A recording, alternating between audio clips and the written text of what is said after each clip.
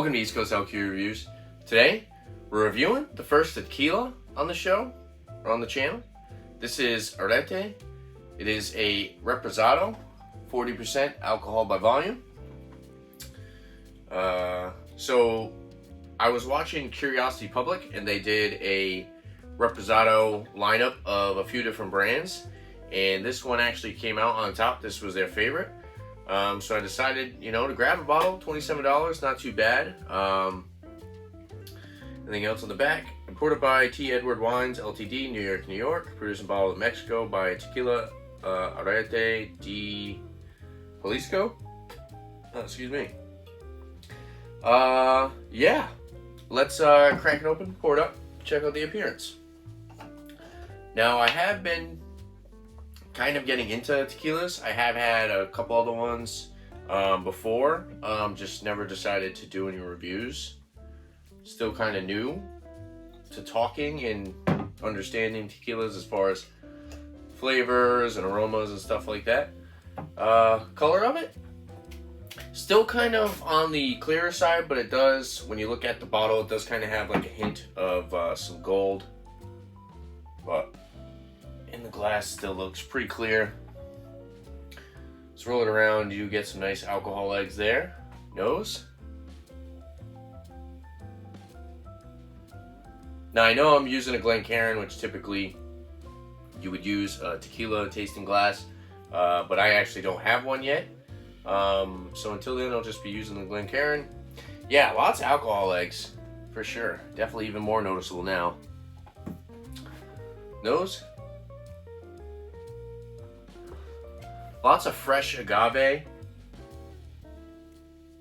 little bit of like a earthy spice component. Big citrusy, lime-like aroma. Some vanilla in there as well. There's a slight ethanol alcohol burn. I do kind of feel like it's because I'm using the Glencairn. Whereas if I was using a more traditional tequila tasting glass, probably wouldn't get as much ethanol alcohol in the nose. But overall, it smells pretty good. It is a Reposado, so I believe it was aged for 6 months in I want to say white oak barrel. I believe I remember reading that off the website. Yeah, let's dive in and try this out. Cheers.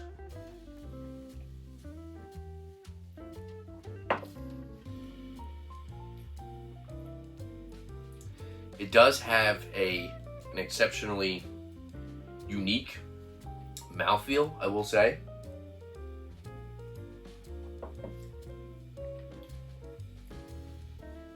You still get that fresh agave, but there is a good balance of other flavor, probably coming from the barrel.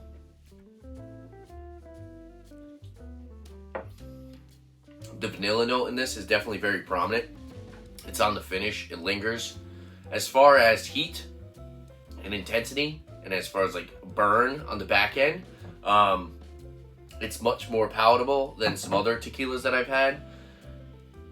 Now, I believe, watching Curiosity Public, they were saying that there's no additives in this, so they're not using any coloring or any type of glycerin to kind of sweeten the product, which is always great to hear. Getting more of a natural distillate. Yeah, as far as flavor from the barrel, I feel like vanilla is very noticeable. And then you get that big citrusy note again. Somewhat of a spicy note on the back end. And yeah, the agave is right up front, and then you kind of get more of those other flavor notes that I was kind of bringing up more towards the back of the palate. For 40%, I will say that it definitely has more of a viscosity. Like I was saying, it has a little bit more of a fuller mouthfeel on it compared to some other tequilas that I've had. Now I've had like Patron and like Don Julio and some of those other ones that are they're more expensive than this. And I would say that this is much better than those brands, in my opinion, and it's cheaper.